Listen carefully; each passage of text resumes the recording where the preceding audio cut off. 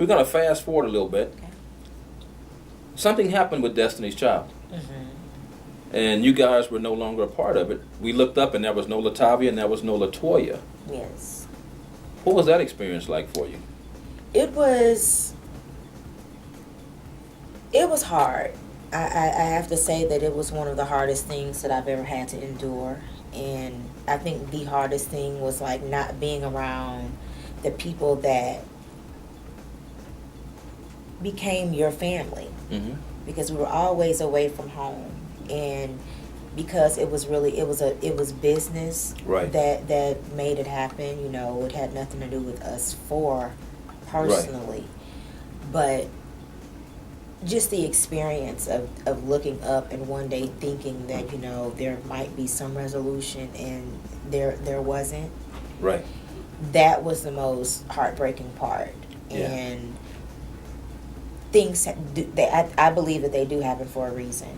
Yes. And that's, you know, And that was my destiny. That was your Clearly. destiny, and that's a good way to put it. And a lot of times things do happen for a reason. We don't always understand it when we're going through the experience. Oh, no.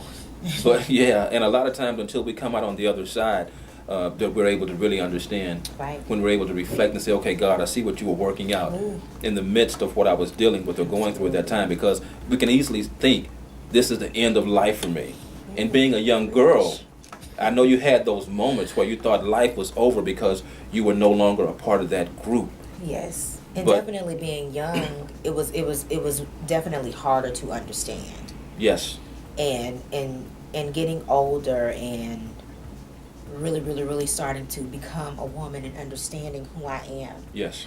I started to understand why God did it to me. Yes. Now, I can't speak. Tell me this, what's next for Mike Jones? Where is Mike Jones? Where is Mike Jones? Is what's next for Mike Jones.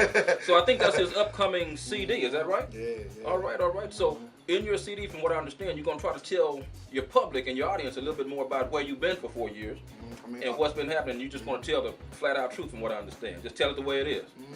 Honestly, because people knew, like, it's like now it's almost like 10-year history, because I started in 03. 03, You know what I'm okay. saying? 2003. And that's when I got, you know what I'm saying, with Swisher House, with Michael Watts. And we had put a mixtape out called Ballin' on the Ground 10 years ago. Okay. And we did 250,000 copies, independent hood mixtape. Yeah. So that grew us to get the mainstream in 05 with Who is Mike Jones? Okay. 2.5. And then with the political stuff kicking in and the lawsuits coming in, Right. and other political stuff coming in, it was only right for me to fall back and go attack the money of the sales that I sold from that time. Gotcha. So where by the time they was ready to go on and pay everything back, Mm-hmm. it was like 4 or 5 years finally, which is this year, last Okay, year. that's great. That's So great. we finally got it back. All right. Finally That's fantastic.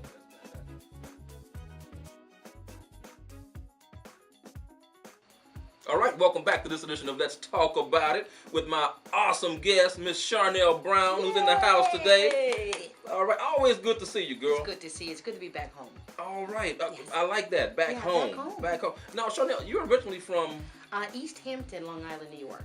East Hampton, Long Island, The New Hamptons. York. Yeah, actually, people don't think they're African American people that live there. We are there. Is that right? Yes, yes. Yeah. Well, you know, I was reading some information when I said East Hampton. East Hampton. Yeah. Who knew? I know.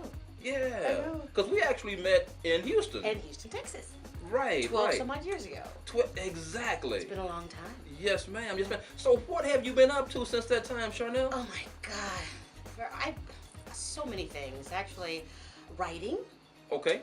I decided the acting, I took a little sabbatical and started writing. I mean, God said write, and so I was writing. Okay.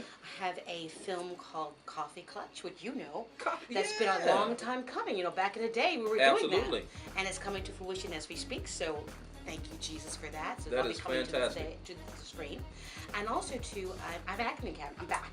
The acting academy is back. So the acting academy is back. Yes. Is yes, that yes, right? Yes. Okay. Yeah, okay. yeah.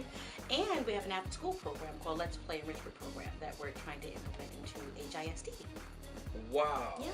So you're doing some big things, huh? Yeah, just trying to keep busy, trying to reinvent. You gotta brand yourself. Right. And plus help others while you're doing it. Absolutely. And you know what? That's the beauty of life. Yes. When we're able to adapt to the things or the changes that take place Yeah. and make the most out of it. And a lot of Exactly. times God just nudges us in those directions. Exactly. You know? So obviously that's what's happened with you. Yeah. Houston's own Golden Boy, who is one of the hottest rappers in the city of Houston. And in addition to being one of the hottest rappers in the city of Houston, he's also an artist. Yes, and when I say artist, I don't mean in the form of rap. I mean in the form of painting and this type of thing, not only on canvas, but on sunglasses like the ones you see on my head. He has a new line of glasses that he's actually working on. It's called Sky Trues, and they are flying off the shelves. From what I understand, a lot of your celebrity clients are wearing these glasses now. Yes, big shout out to Big Sean. Big Sean. Soldier Boy. Soldier Boy. For coming down and showing nothing but love, man. It's been, Mike Jones. You know Mike what I'm Jones. saying? He definitely rocking them. It's doing well. I like it. Yeah, that's good, man. So you know what? Now we know that you have a long history in rap, and we know you started out in the game of rap. How did you actually get started in rap? Doing poetry. Poetry, okay. Yeah, and in school and beating on the table and you know, making beats and rapping to the girls and the girls like it and then you know. And one thing led to another. And one thing led to another. All right. Yeah. So tell me this: how did you actually get your start in rap? I know a lot of people want to be in rap. They want to be a rapper. They want to be a star. How did you actually get started in rap yourself? I always had the ambition to do it musically. I would dance and play around and stuff like that. But my cousin-in-law named Dale Smith, he took me to the studio for the first time when I was about 14 and showed me how the game, you know, went and what I should do and the art of writing 16s and making everything rhyme and the hook and the melodies. Okay. Big shout out to Dale Smith, man. Whatever it is, I wanted to put together an organization that will help people, that's going to put something positive out there. There's enough of negativity out there in the universe. I really want to push people and encourage people to encourage people. I think that's fantastic. And that's actually one of the platforms for my show, because I want people to be encouraged and motivated and inspired by not only myself on the show, but my guests like yourself. So I'm glad that you're in that direction. I think that's wonderful. Tell me a little bit more about the book, Authentically Me. What was the motivation behind that book, Kim? Oh, I love Authentically Me, and in fact, I love talking about authenticity. I think it is a universal message, and it is one that needs to be talked about over and over and over again. I started writing about authenticity after going through a big transition in my life. I was going through a divorce, and here I was, the picture of perfection. I was married to a minister, to a pastor. We had a mega church. He still does. He's still pastoring. But we were the picture of perfection. Right. And nobody thought nothing was wrong. And for years and years and years in the marriage, we just basically covered that up and would get out in front of the congregation and smile and hold hands, and we were the picture of perfection. But it was an illusion. Yes, he's a great man of God. Yes, he preached very well. But the marriage, what people could not see, it was in shambles. It wasn't good, and it failed. And so about almost 5 years ago, I walked away from a lot. I walked away from the big house. I walked away from all of this stuff. I call it the 3 S's: the stuff, the status, and the stud. The 3 S's. I think you guys are probably going to remember that. The stuff, the status, and the stud. So I walked away from all of that,